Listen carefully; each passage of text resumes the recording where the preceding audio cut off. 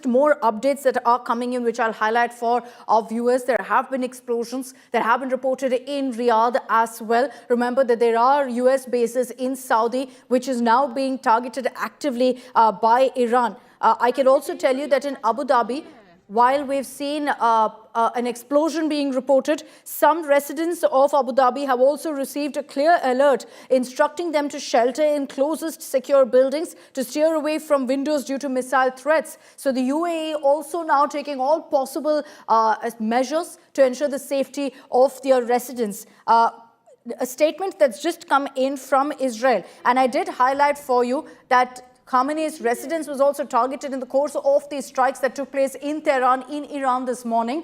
Now, while Iran has maintained that their supreme leader is safe, was not in Tehran, is at an undisclosed location, Israel's statement says that yes, we targeted the Iran supreme leader and the Iranian president. The result of the strike is unclear.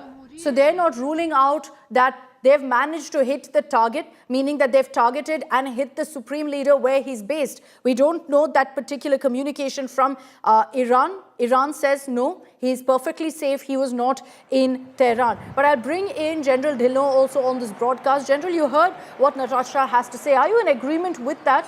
That essentially this was a long time coming, that Iran asked for this and there was no other way out, that this kind of a conflict was bound to happen because of them ignoring all possible warnings? Thank you, Akshita. See, Israel will have a point of view, Americans will have a point of view, and Iran will have a point of view. The fact of the matter is, USA wanted a regime change in Iran, and that is why this is happening, what is happening. And not getting into one-on-one with the Israeli spokesperson, I respect their point of view. Yeah. What's going to happen now is, Persian Gulf is a very congested place. As the strikes are happening in Abu Dhabi, Riyadh, Qatar, Bahrain, and also in Iran, there are foreign vessels, there are military vessels, there are, that maritime or the merchant vessels inside Bahrain. Now, there will be miscalculations, there will be mistaken identities, there will be accidents. So there will be attacks on other countries' merchant vessels or the hits on the other countries' merchant vessels, and it's going to become a little muddy out there. But one important aspect which must be discussed here is Iran's air defense, because this war is more or less a war of projectiles and missiles and drones. So air defense plays a very important role. Now here, Pakistan comes into play. If Iran's complete air defense is only facing southwards towards anything coming from the Arabian Sea or American bases in the Persian Gulf or Israel, it's very formidable air defense. Now, for their air defense to be weakened, Iran's eastern flank has to be opened. That means from Pakistani side, either Pakistan's airspace has to be used or Pakistan's air bases has to be used so that Iran shifts certain assets of air defense towards their eastern flank and thus weaken the southern air defense flank. Now, for that to happen, Pakistan is a country which can be bought with few dollars. And it will be interesting how Pakistan will behave in this war.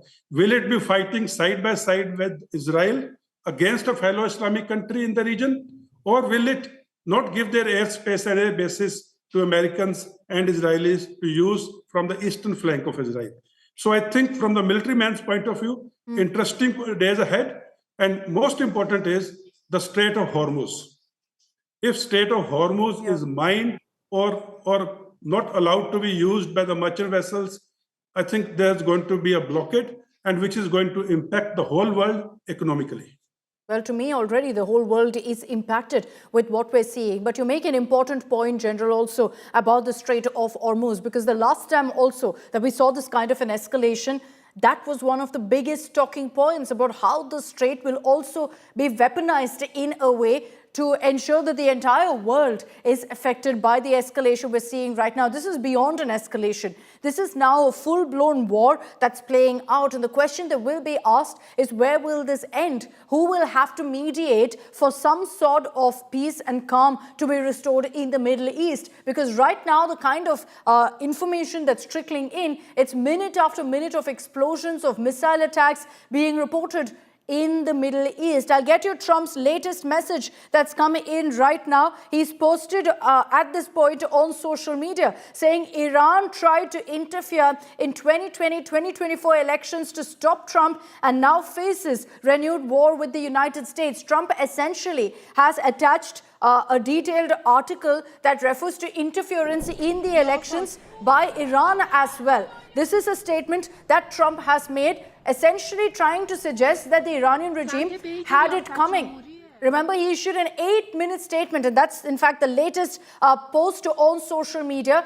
He, in his 8-minute message, spoke of the nuclear program by Iran, spoke about how they are taking on the Iranian regime, spoke of terror proxies, and now speaks of election interference. And in the article that is attached, says Iran tried to interfere in 2020-2024 elections to stop Trump and now faces renewed war with the United States. I can also confirm for you that there will in fact be a statement that comes in from the US president, from Donald Trump.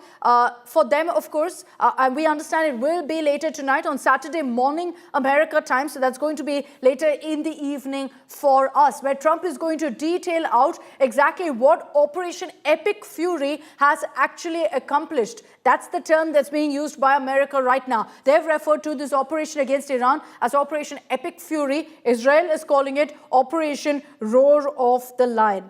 Okay, more news that's coming in right now of an explosion at an airbase in northern Iraq as well. Now, I'm going to keep running you through these details because unfortunately, with what's playing out and the manner in which we're seeing news trickling in, it's very clear that this isn't going to end. Every minute, we're going to continue getting alerts of more explosions, of more attacks taking place across the Middle East. We've never seen it escalate to this level, where you've got Iran also hitting back in equal measure and targeting many locations spread across.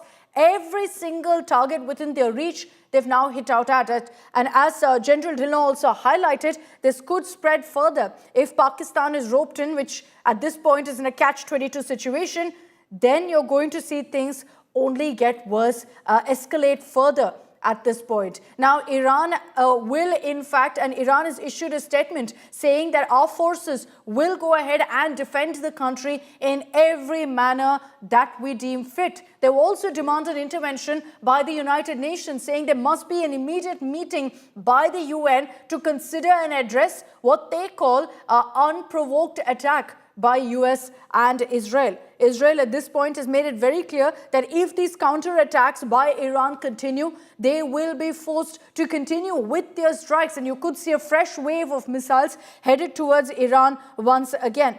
Now, there's a statement that's come in from Saudi Arabia. The Foreign Ministry of Saudi has condemned the Iranian attacks on UAE, on Bahrain, Qatar, Kuwait and Jordan. Remember, Riyadh was also targeted in this wave of strikes. So what you're seeing is all of these Middle East countries will now essentially take a stand against Iran. And so can Iran actually afford to go ahead and on this path of targeting every single one of their neighbors, every single one of these countries? That's something we'll have to see. But they've made it very clear that they're not going to hold back.